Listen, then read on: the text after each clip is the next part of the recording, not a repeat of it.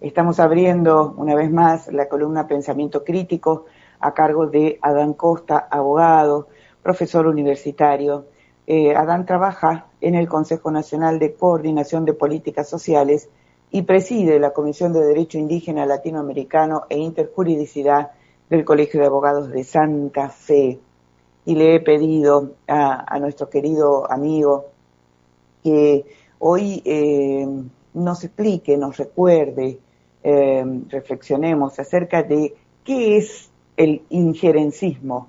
Hoy por hoy en todos los países latinoamericanos y por supuesto en Argentina estamos hablando de injerencismo. Y como todo lo que se usa y abusa empieza a perder densidad semántica, ¿no es cierto? Así que bueno, con Adán vamos a repasar un poco la historia de dónde surge el concepto, qué significa en la actualidad, en los contextos geopolíticos, bueno, eso y mucho más. Adán, ¿qué tal? Buen día. Muy buenos días, mi estimada Clara, muy buenos días para toda la audiencia. ¿Cómo estás? Bueno, interesante el tema que hoy estamos intentando discurrir en la columna, sobre todo para ponerle un poco esta perspectiva histórica. A veces nos cuesta ver que las noticias del presente, analizadas solamente como noticias de un presente, no tienen una perspectiva una perspectiva de proceso histórico. Claro. Entonces, a veces ocurren, digamos, la crónica, digamos, de la noticia nos dice, bueno, Estados Unidos está intentando poner una base militar en Tierra del Fuego, tener el control del Estrecho de Magallanes. Por supuesto, también Estados Unidos está haciendo lo mismo con los estrechos. En el caso de donde los países donde se extrae petróleo, árabes, hay una guerra también en ese sentido. Y no vemos que, por lo general, estas cuestiones, dicho de una manera simplificada, es decir, para tratar de ir un poco al hueso comunicacional y no dar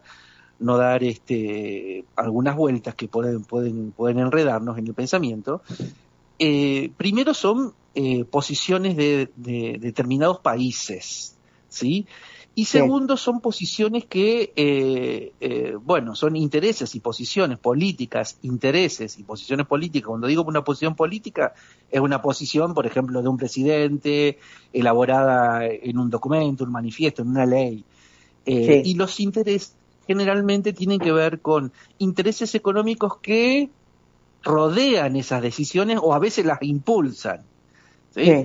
Bueno, entonces eso, mirado en términos de globo terráqueo, digamos, se llama geopolítica, es decir, a veces determinados países que entienden que tienen una posición predominante la intentan ensanchar. Sí. Y para eso, ensanchar en el concierto internacional, es decir, y para eso, bueno, aparecen instrumentos, mecanismos, organizaciones de estados, por ejemplo, en América, la Organización de los Estados Americanos, con un sesgo, digamos, es decir, con un sesgo que significa que está orientado por el interés de un determinado sector o de un determinado país. En este caso, la Organización de Estados Americanos, solamente pensar dónde está la sede, que está en Washington, ya no está diciendo algo. Claro, claro, ¿qué te parece? Ya Sí. no está diciendo algo desde el lugar donde está la sede histórica y actual. Sí. Por supuesto. Quiero poner esto como una primera presentación introductoria, digamos, del tema de que el injerencismo, que es cuando un determinado país que se entiende a sí mismo como en condiciones de liderar un proceso de hegemonía histórica o de hegemonía política y económica, se mete en asuntos de otros soberanos de otros países. Esa Sí. es la definición desde el derecho internacional del injerencismo, y que en una posición de la posición contraria, que es la de multilateralismo, es decir, de que cada país atienda sus asuntos, los defina desde sus democracias, desde sus pueblos, desde sus decisiones soberanas, y se relacione con el otro en condiciones de igualdad. Esas son las dos tesis que de alguna manera están enfrentadas, el injerencismo con el multilateralismo. A su vez, este injerencismo por lo general choca con países de tamaño similar que de alguna manera dicen, no, esto es para acá, es decir, vos tenés este grupo de países, pero no te metas en este otro grupo de países que tiene que ver con mi influencia. Por ejemplo, esto en la historia fue lo que se denominó la Guerra Fría, es decir, la Guerra Fría fue el proceso político histórico que se dio apenas terminada la Segunda Guerra Mundial entre dos de los países que la ganaron, Rusia y Estados Unidos. Eso fue denominado la Guerra Fría, y que históricamente termina con la caída del muro de Berlín, con la posición hegemónica no solamente de un injerencismo, digamos, un grupo de países, sino a un predominio en orden mundial de Estados Unidos, ¿sí? Eso siempre va acompañado, insisto, de los intereses económicos, de políticas comunicacionales. Estoy haciendo algo de historia, ¿sí? Actualmente lo que tenemos es un injerencismo de Estados Unidos en un momento en donde está en declive de su posición predominante a nivel mundial. No significa que está en declive de sus posiciones de seguir generando injerencia en otros países, pero su égida es más reducida. ¿Por qué? Porque le apareció algo que hace unos 10 años se denominó guerra comercial, es decir, desde los intereses económicos, el predominio de cómo se manejan los mercados desde la China, ¿sí? Entonces, esto implica que a veces ese injerencismo o esa posición de predominio internacional que puede ser que tenga Estados Unidos a nivel mundial, que le apareció un oponente de igual fuerza que fue acumulando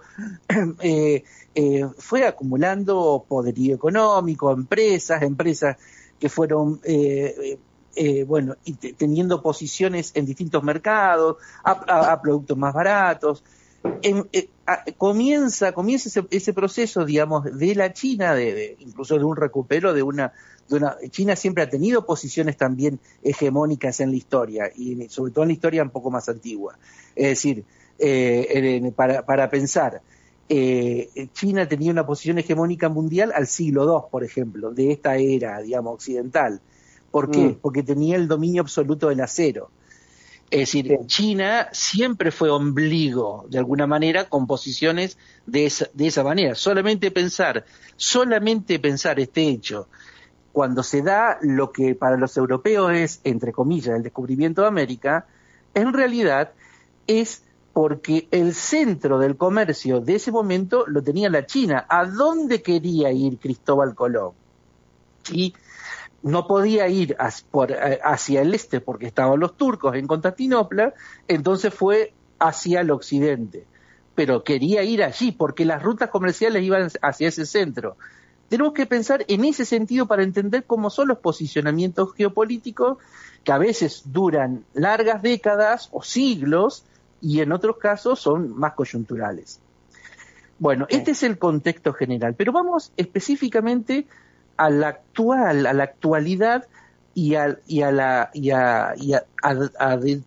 lugar desde donde teóricamente nace esta posición de injerencia en este contexto de Estados Unidos. Insisto, Estados Unidos está en declive de su posición de unipolar, ¿sí? Desde el año 89 para adelante, Estados Unidos ejerció un predominio a nivel mundial. Hoy esto está en declive. ¿Se reduce Estados Unidos a su posición, digamos, de país sobre su propio territorio? No.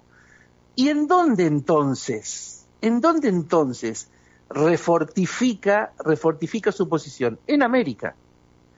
Por eso en América, que es una tradición que tiene más o menos 180 años, que nació con un presidente de Estados Unidos que se llamó James Monroe, la doctrina Monroe en el año 1823, ¿sí? Sí. Diciembre de 1823, ahí nació un presidente, en realidad el ideólogo era su secretario de Estado, es decir, su canciller John Quincy Adams, que dijeron, esta es sencilla la elaboración conceptual, América para los americanos. ¿Pero qué americanos estaba hablando Claro. Monroe y Adams? Estados Unidos de Norteamérica. Claro. ¿Sí? Es decir, nosotros somos los dueños de América. De ahí Además, nace... perdón Adán que interrumpa, pero me parece en ese contexto que estás describiendo, histórico, ¿no es cierto?, en abierta guerra simbólica, no física, ¿no es cierto?, con los imperialismos español, inglés, portugués, ¿no? Por supuesto, por supuesto. En ese momento, las posiciones hegemónicas, básicamente, estamos hablando de 1823, siglo XIX, la posición hegemónica era entre Inglaterra y España, especialmente de lo que denominamos el Occidente, porque, insisto, en el Oriente la predominancia china y japonesa luego, pero China y Japón eran, digamos, pesos geopolíticos. Pero en ese contexto del siglo XIX, en la posición predominante era Gran Bretaña, que termina luego sobre todo de las primeras décadas del siglo XX con las guerras mundiales. Sí. Pero entonces, y que esto es importante porque quizás es un dato que muchos repiten sin saber, estas dos posiciones del siglo XIX que yo voy a referenciar en este momento. En 1823, Monroe dice América para los americanos, que es el inicio de esta posición del injerencismo que en la década de los 60 y los 70 se denomina el imperialismo yanqui, ¿sí? El imperialismo yanqui tiene allí su germen, ¿sí? Tiene allí su posicionamiento y fundamentalmente era también para rivalizar con esas posiciones geopolíticas, sobre todo de Inglaterra y de Francia. Entonces, yo quiero marcar dos hechos interesantes, históricos, y que tienen mucho que ver con algo que nosotros decimos. ¿Cómo nos decimos quienes de alguna manera asumimos posiciones contraimperiales o contraimperialistas de Estados Unidos? Y esto en Argentina hay mucho sentido político construido desde ese lugar. ¿Por qué Argentina se ha caracterizado muchas veces por no legitimar la posición hegemónica de Estados Unidos, aunque se te meten en todos lados desde que consumí una hamburguesa, por ejemplo, digamos? Pero el nombre que nos damos a esta parte del continente, ¿cuál es? Sobre todo cuando tenemos una posición antiimperialista. ¿Cómo nos definimos? ¿Cómo nos llamamos? América Latina. Claro, Latinoamérica.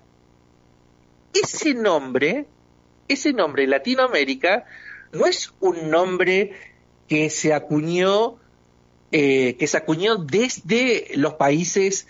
Latinoamérica se define a todos los países al sur del río Bravo, que es el límite entre México y Estados Unidos, hasta la Tierra del Fuego.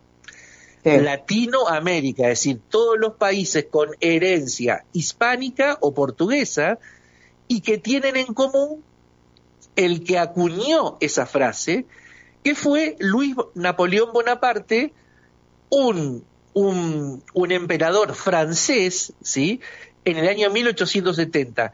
Es decir, esa palabra Latinoamérica lo dijo alguien también con posiciones imperiales. ¿Por qué? Porque Luis Napoleón Bonaparte, Napoleón III, el emperador Napoleón III, en 1870 dijo: acá pongo la cuña, es decir, acá te pongo el límite a tu expansión, 1870, Estados Unidos. Y Estados Unidos e Inglaterra. Ese es el origen del nombre Latinoamérica. Es decir, el nombre Latinoamérica, que hoy es símbolo de resistencia, está resignificado, por supuesto, nace con una denominación injerencista. ¿sí? Claro, La claro. del emperador francés. Claro. Esto también es interesante poder dar una pequeña vuelta de tuerca. ¿Sí? Ahí eran dos potencias, o tres en este caso, que estaban disputándose a América, que eran Inglaterra y Francia, y Estados Unidos en avance. En Estados Unidos, que ya tenía 50 años de su doctrina Monroe. Bueno, venimos al 2026. ¿Qué vemos? ¿Qué vemos? ¿Qué posicionamiento vemos? Vemos una doctrina que se llama corolario Trump de la doctrina Monroe y que se abrevia como Don Roe, o sea, Don de Donald, Roe de las tres últimas De letras de la Monroe, palabra claro. Monroe. Sí, La doctrina Monroe, Don Roe, perdón, Don Roe. ¿Y qué es? Es esta posición de Estados Unidos que dice, América es nuestra, América es de los norteamericanos, por eso puede ir y extraer un presidente como Venezuela y por eso incide absolutamente en todos los procesos democráticos de los países de América Latina. ¿Sí? Incidió sí. en el proceso de Argentina, tenemos este presidente actualmente, incidió en el proceso chileno, tenemos un presidente bajo ese mismo alineamiento, Pedro Kast. Sí, Tenemos una reciente elección en Colombia, Abelardo del Espriella, que a su vez es ciudadano norteamericano y presidente de Colombia. Tenemos la asunción de Keiko Fujimori. Es decir, esa es la manera de que del injerencismo se expresa en el continente americano, que Donald Trump considera que, se decía el patio trasero, ¿no? El patio trasero es una expresión popular sobre esto, pero es el injerencismo. ¿Y cuál es la injerencia? ¿Cuál es la injerencia? La injerencia incide en el proceso político a través de la democracia electoral digital, no solamente con el control del sistema del conteo del voto, sino sí, por algo mucho más profundo que es previo, sino es con el control cognitivo de la inteligencia artificial. sí. Si solamente podemos poner en espejo lo que fue la campaña de Milei en esos teatros que luego se replicaban por miles a través de las redes sociales, se viene el león, se viene el león, se viene el león, ven la campaña de Abelardo de la Espriella y que dice, el tigre llegó, el tigre llegó. Sí. Es decir, esa simplificación es el injerencismo digital en un proceso electoral democrático de los países. No es, como fue también una posición previa a Estados Unidos, la doctrina de la seguridad nacional, que implicó instalar dictaduras sangrientas en América Latina, que lo vivimos en la década de los 70. Claro, Sí, que fue el plan Unidos Cóndor, dijo, el plan Cóndor, claro. el plan Cóndor, sí, el plan Cóndor. Entonces Estados Unidos dijo, no, tenemos otra forma mucho más amable, pero también de hacer injerencismo. Antes era por las botas, ahora es por el voto manejado cognitivamente.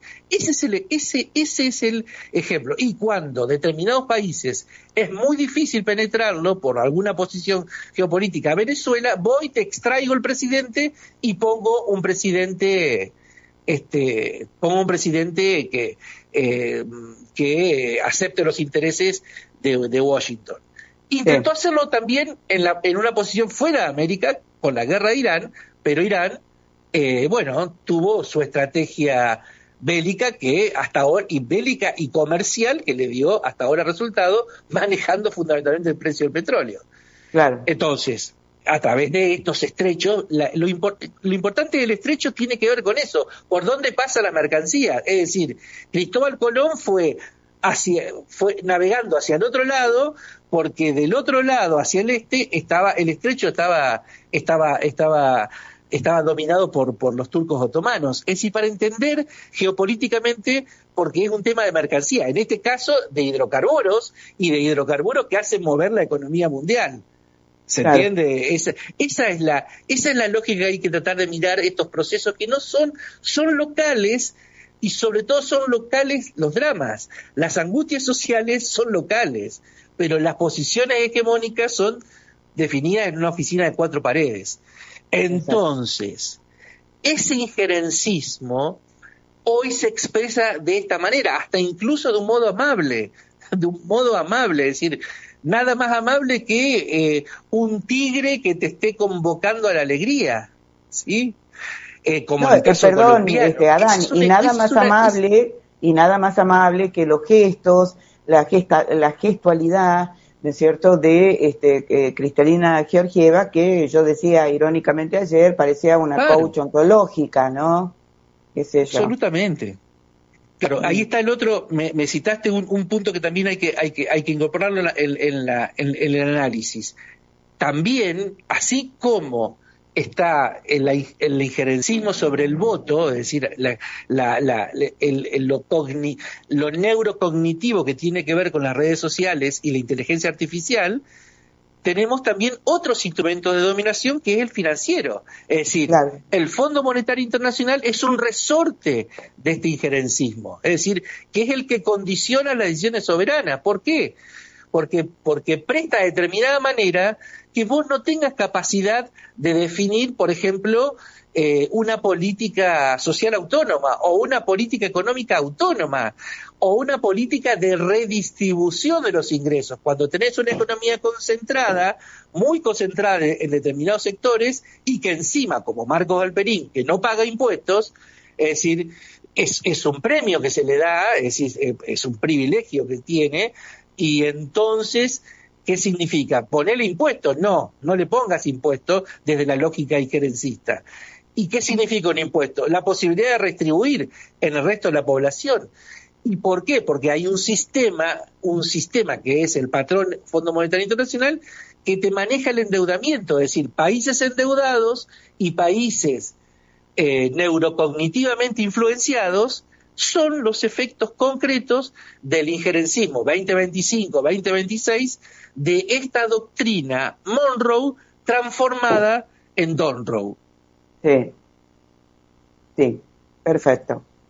Y ese, bueno, el vasallaje, ¿no? Decía yo ayer, hablando del debate que se viene en el Senado el 6 de agosto respecto al proyecto de ley de extranjerización, vamos a decir, de nuestras tierras, y es la enumeración que vos hacías, que hacíamos, ¿no? En privado, es decir, es economía de enclave en Vaca Muerta. Ayer Cristalina se paseó, ¿no es cierto?, con una campera, un buzo, no sé qué, de YPF por los hidrocarburos, la minería, el agua para la inteligencia artificial en nuestra Patagonia, el triángulo del litio, minerales raros, el río Paraná, y así siguiendo. Esos son los efectos angustiantes y dramáticos del injerencismo, porque ya esto se dijo también en contextos de los 70s, ¿sí? América Latina, y vuelvo al nombre América Latina, América Latina es pobre en virtud de su riqueza. ¿Riqueza en qué? ¿Riqueza en qué? En lo que ellos denominan recursos naturales. Desde nuestra perspectiva, nosotros decimos naturaleza, decimos Pachamama, decimos es un ser vivo, es un ser viviente, junto con las comunidades que la protegen.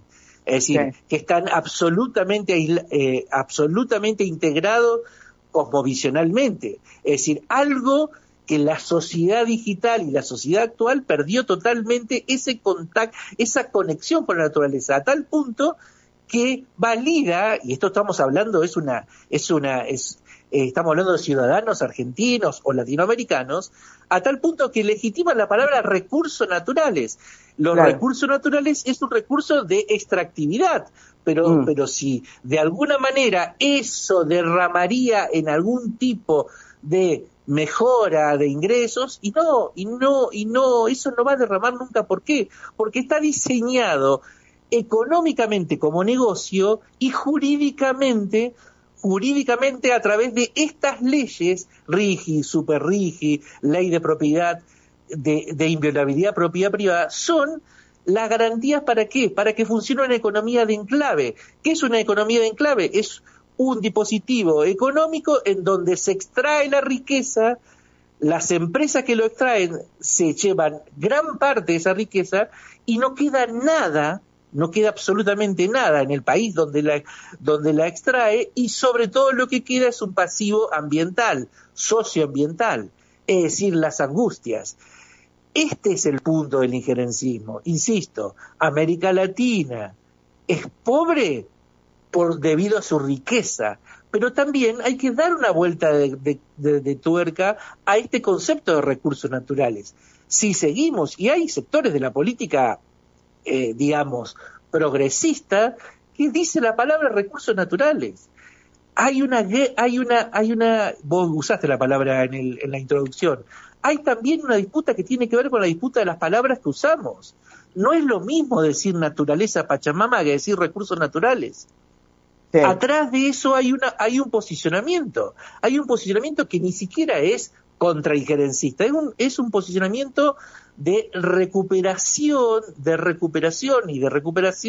de cosmovisiones que eran previas a otro injerencismo que fue la conquista, insisto, yo decía entre comillas descubrimiento de América. Por eso hoy, para mí hay que hacer un paralelo, no solamente desde la doctrina Monroe transformada en Donroe, sino fundamentalmente, te decía también cuando preparábamos la columna, querida Clara, hoy la cordillera, el río Paraná, el noroeste argentino, Litio, Neuquén, Vaca Muerta, el agua para enfriar los grandes data centers de la inteligencia artificial en la provincia de Chubut y Santa Cruz, y todas las provincias como Santa Fe, todas las provincias litoral que nos surca el río Paraná, ¿sí? Digo, para situar, esa cordillera es el oro del Cerro Potosí de los siglos XVII y XVIII. El sentido de la conquista española se dio para extraer el oro de México y la plata de lo denominado Alto Perú, o sea, del Cerro del Potosí. Es decir, ahí está también las posiciones, por qué los intereses van atrás de una posición, por ejemplo, de una doctrina Monroe, porque en realidad lo que interesa es esto.